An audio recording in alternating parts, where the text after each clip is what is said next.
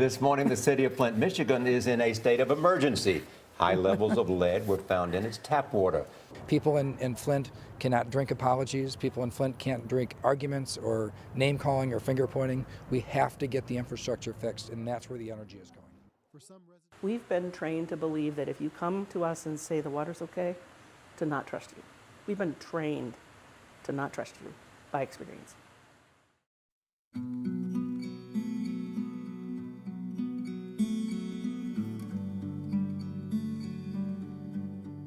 At the beginning, when there was just kind of whispers and talks about, the water having a smell or odor to it. Was it the water mains? Was it the water heaters? Was it the meters itself? I was terrified.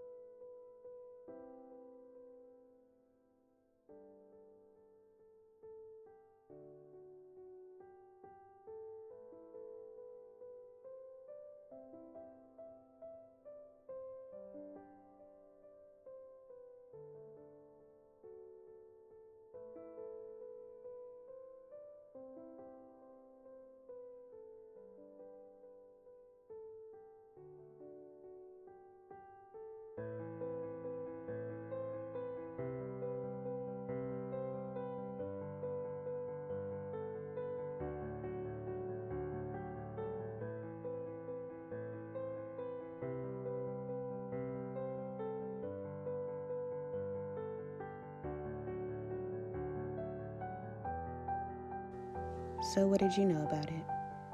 There are many misunderstandings and myths about Flint's history and current status of clean drinking water. To better understand the public health and environmental effects that this crisis has caused and what led to these problems, here are some of the most popular myths. Myth 1. If Flint's water meets EPA standards, it's safe to drink. But the fact is, the Safe Drinking Act of 1974 calls for water municipality to issue detailed information about water quality. Flint's 2014 report says that 90 out of 100 samples of water collected in the second half of the year contain 6 parts per billion of lead or less, which is within the threshold of 15 million parts per billion. This meant Flint was within EPA standards. This is misleading. Flint was using water from the Flint River, which corroded city pipes and released lead into the water supply. But the evening before officials took their samples, they flushed water from its lines. It's a practice that's discouraged but not banned by the EPA. Flint residents found contamination by sampling from unflushed lines, the same way consumers drink water. Myth 2. Limited lead exposure in water is safe to drink to a certain extent, and it is at safe levels in Flint currently. But the fact is, lead exposure being investigated in young children could have led to decrements in intelligence, development, behavior, and other neurological problems. Lead poisoning in Flint is so drastic, there has been studies that the lead poison could have caused fetal deaths and miscarriages. Federally mandated language stated that lead in water accounts for less than 20%. This was actually a typo and was kept up on websites and cited by the CDC utilities, EPA, and public health departments until it was fixed after 10 years of wrong information. It was supposed to state more than 20% from drinking water. The current status of lead in the water of Flint, Michigan is not known. We are awaiting proper testing to find the correct level of lead in the water. And myth 3 is the water is safe to drink now and no more problems exist. And this is just not true.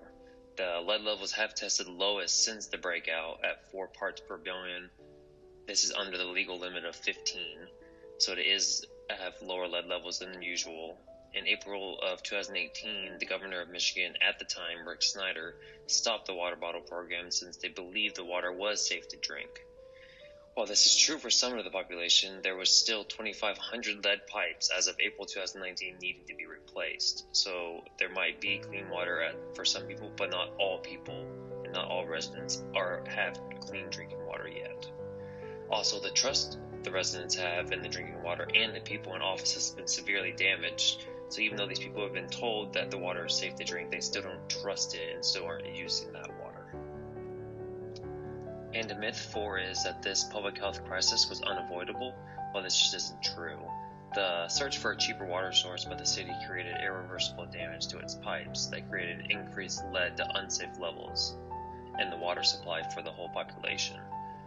The search for the cheaper alternative for water, paired with that delayed action on remedying the problem once it was found, made it even worse by creating long-lasting effects like lead poisoning that can't be easily reversed.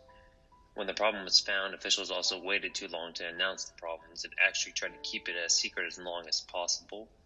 So for this public health crisis, if they would have acted on it sooner, there would have been less problems in the end, and maybe even less public health problems with the population with lead poisoning or any other kind of dirty water problems.